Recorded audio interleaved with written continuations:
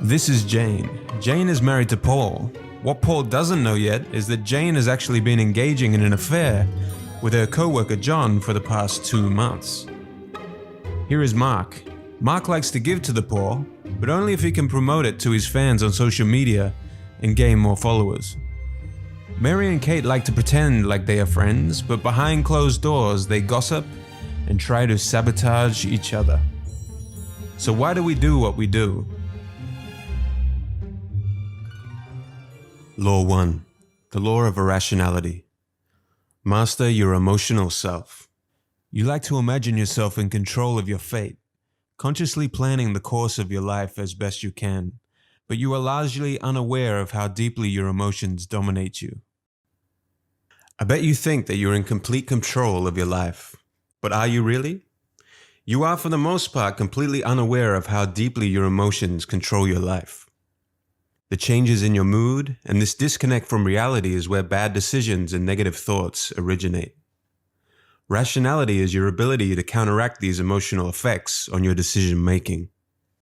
The first step on the path to becoming a rational person is accepting that humans are fundamentally irrational creatures. Living organisms for millions of years depended on their instincts to survive. Over time, for some animals, this evolved from an instinct to a feeling of fear. Our brains have evolved to a higher mammalian brain, which is comprised of 3 parts. The first and oldest being the reptilian part of the brain, which automatically controls and regulates the body. This part of the brain is where our instincts derive from. Next is the old mammalian brain, or the limbic brain. Our feelings and emotions are governed here. And finally, on top of that, we have the neocortex, the part of the brain that controls cognition and language. Our rationality resides here between these 2 parts of the brain. Let me explain why. Our emotions originate here in the limbic brain. Chemicals are released to arouse our awareness of our surroundings. The problem is when we try to translate these sensations and feelings into words using our neocortex. For these 2 different parts of the brain, the communication and translation taking place between them is often inaccurate, and hence leads to our irrationality. Emotions and cognition are not easily translatable. What seems like anger may truly just come from a source of envy.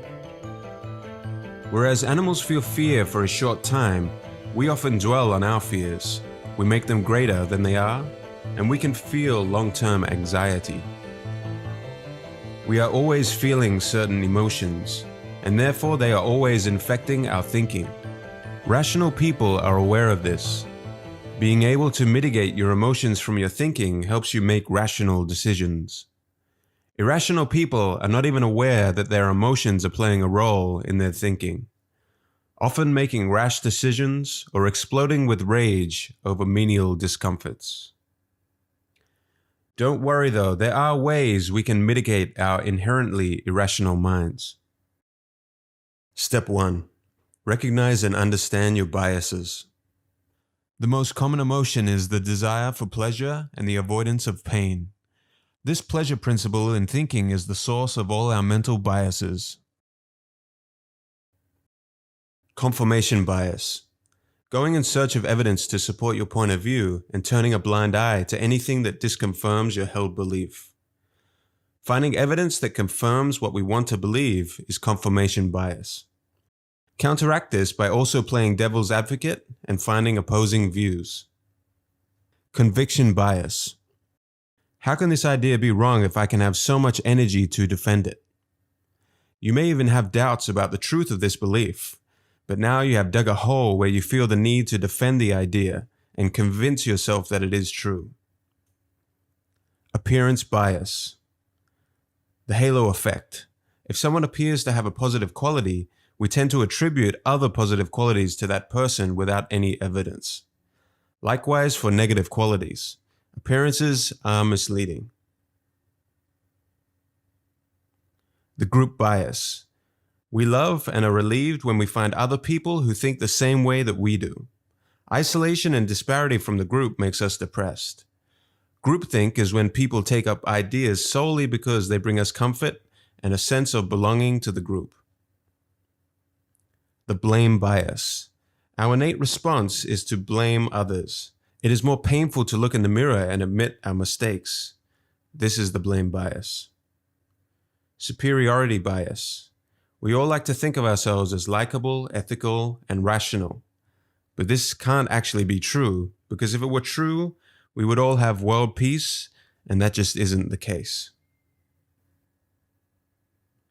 Step 2. Beware of inflaming factors. Our minds latch onto emotions and we become reactive. Here are some factors which can inflame your irrationality.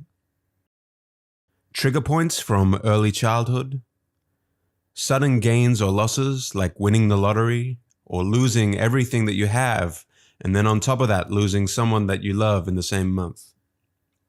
Rising pressure.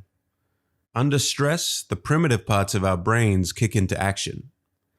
This is why you see soldiers and people trying to get into the special forces put under such high stress situations. This is because it brings out their true character. Inflaming individuals. Certain individuals in your life can trigger your irrational thinking in positive and negative ways. The group effect. You can get caught up in the collective emotion when surrounded by others. You can see this on display at religious and political gatherings. Step 3. Strategies to bring out the rational self. Here are some strategies to become a more rational person. 1. Understand you are fundamentally irrational and that the emotional being thrives on being ignorant. 2. Examine why you reacted a certain way to a stimulus in your life. 3. Increase your reaction time. Take a step back and remove yourself from a situation. Cool down the emotions and let the rational perspective of the situation arise.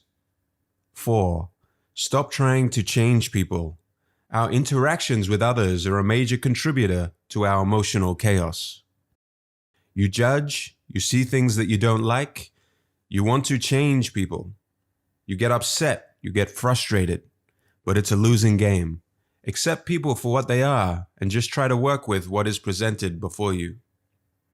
If you want to feel more clarity and calmness in your life, then the first step is to tame your emotions.